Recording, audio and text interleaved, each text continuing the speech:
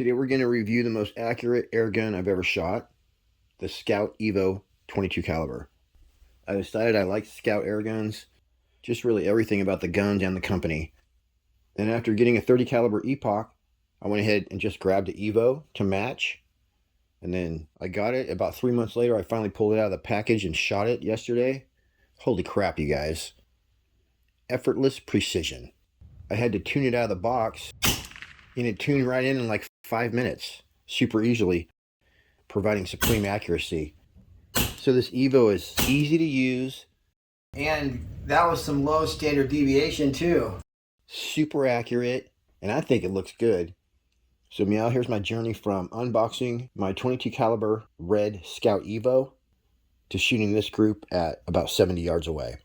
Your gun should be tuned out of the box, but they knew this gun was coming to me, and for instance, I'm going to be putting my 30 caliber barrel on it shortly. So mine came tuned 2100 on the high pressure regulator and about 225 on the low pressure regulator. But if you go in your manual, it's going to give you base regulator pressures for every single caliber. Mine said, for instance, for 900 feet per second with 25.39 grain, I'd want 1265 on the high pressure regulator and 125 on the low pressure regulator. But then someone else told me for 950 to 970 feet per second, which is what you want the 22 grain going for the best accuracy, I would be somewhere between 1700 and 1800 on the high pressure regulator and between 180 and 200 on the low pressure regulator. I knew that your low pressure regulator pretty much stays the same, and when you are adjusting your velocity up and down, you generally use your high pressure regulator. So I ended up just putting my low pressure regulator at around 170, and then from there I adjusted my high pressure regulator up from 1265, and I ended up just a hair under 1500, let's say 1475 on my high pressure regulator, and that was it. I think I first got my ammo going 950, and then I just bumped up my high pressure regulator a few cranks. It's not super sensitive, so you can really fine tune it, especially with that ratchet tool. It's so handy. I just bumped up my high pressure regulator just a teeny bit until I was just nailing them at 963 feet per second. Duplicates upon duplicate numbers. That's called a low standard deviation, and that's when you have an air gun that's in perfect harmony. You never use a metal cleaning rod, especially from the front, because once you mess up the threads on the end of your crown, you'll lose your accuracy.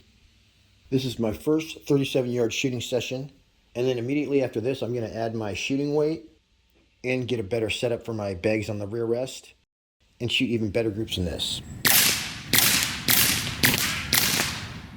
Oh, well, that's convenient. I wanted to show you guys a group, but then looks like I did. But I'm going to shoot a couple more. Hold on.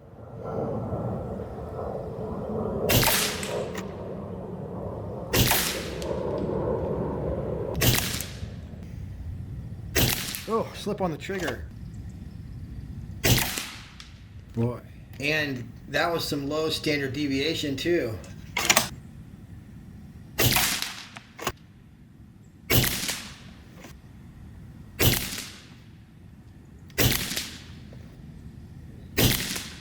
Now you guys, I just did that one-handed, basically holding my bag up and down like this basically, and then one hand on the trigger. Oh, slipper.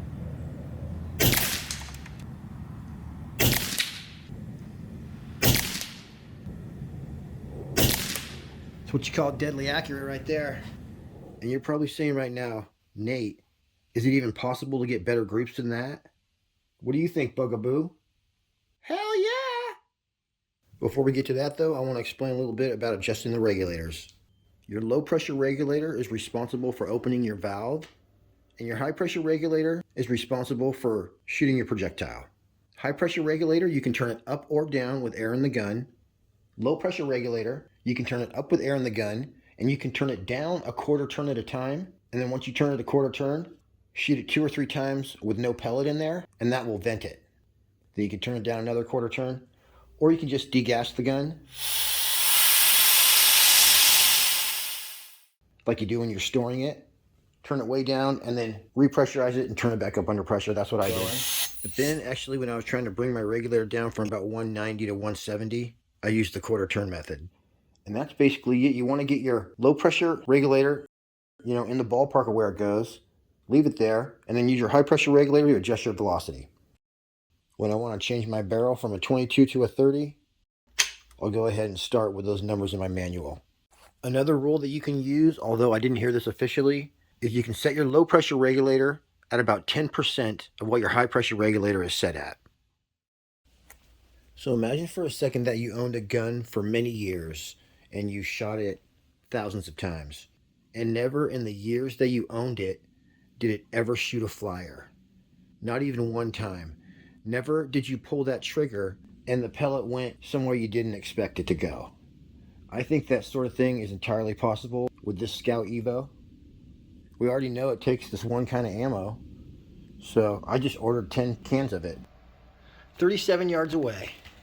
And this is round 2 of the 37-yard shooting after I added my shooting weight and got a better sandbag for my rear rest. Alright, this is much better.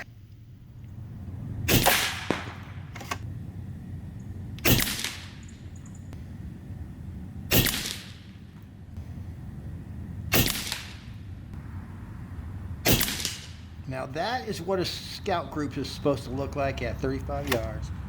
Basically one hole. Now let's see if I can sight up there. And let's just use this other bullseye over because this is so accurate that we can.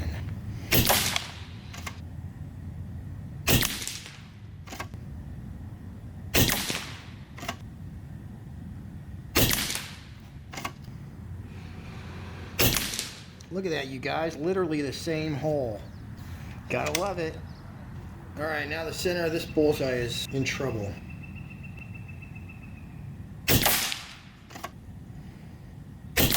Oh, slipped on the trigger.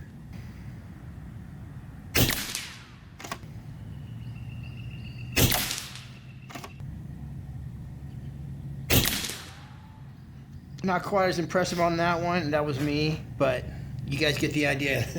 I think this might be the most accurate 22 I've ever shot. It's very, very easy to shoot. Now let's move this out to 50.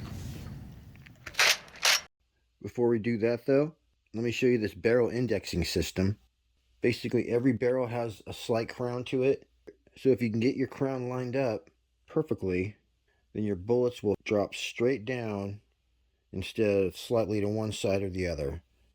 And there's a process for doing that. I'll make a video on it. But with these numbers on the end of your barrel, you just loosen your barrel at the breech and then up in the front as well. Spin it to the next number. Lock it back down. That part literally takes 5 seconds. And you can index your barrel in like 20 minutes.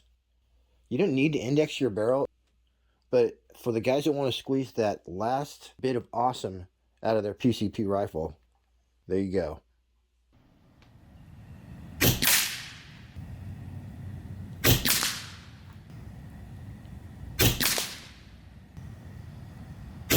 Oh, slipped on the trigger. Wow, you guys, look at that 50-yard groove. And that was like not even difficult either. So I'm gonna go one click down, one click over, hit this guy.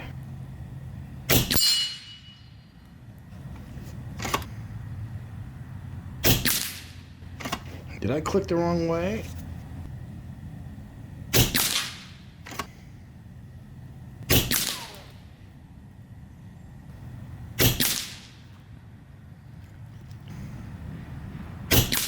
There we go.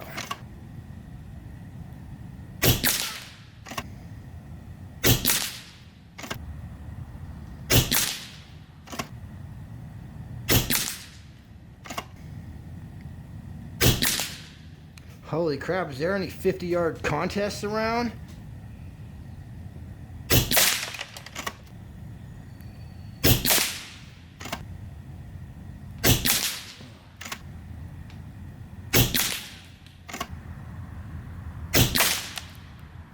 What do you guys think? Is this the most accurate gun we've ever shot on Airgun channel? I think it just might be. Also, when you put your barrel back in, you want to make sure there's no gap between the end of the shroud where the numbers are and the receiver there. The way you're going to know if you got it right is it should be sticking out just a little bit into the inside of your magazine well. And that's the little part that the magazine slides over. So if it doesn't want to go, just kind of wiggle it around and it'll drop down in there. Alright, let's take a look at this Tesla moderator. These come in 177 to 357. Wow. So I think this actually goes inside the moderator that you do have, actually. So this has some crazy business going on inside it. We're going to have to remove that little guy right there. So you're going to go ahead and take off that front part of the LDC, pull that little guy out, and then your Tesla moderator is just going to scoot right in there and thread on the end. Wow, so you just thread that on tight, and then this part's going to go back on. So that's kind of cool. So this is actually supposed to be more accurate and more quiet because it does something special with the air. I'm not sure what.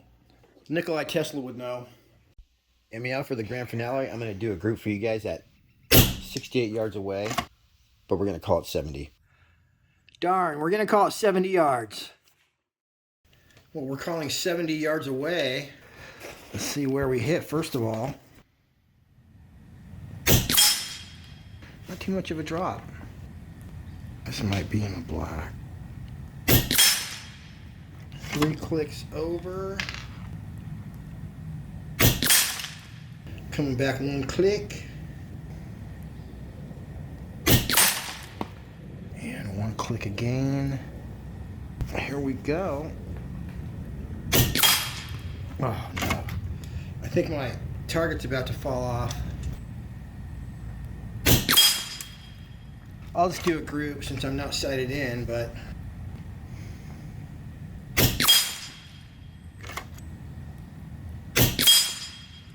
badass group right there. All right, let me just go 2 clicks over.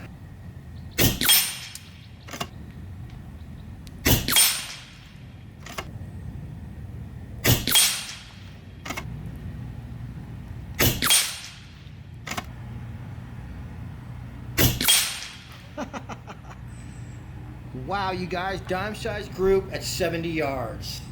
So this is definitely the most accurate gun I've shot. Dang, we probably would have been happy with that at 50 yards. But that was 68 yards away right there. I really want to thank everyone that's bought Skout items through my affiliate link. Around Christmas time, 3 different people bought guns from Skout Direct through my link, and they give me 10% of those sales, so that was huge. All right, everybody, that's it for me on this one. Till next week, happy shooting. We'll see you on the next one.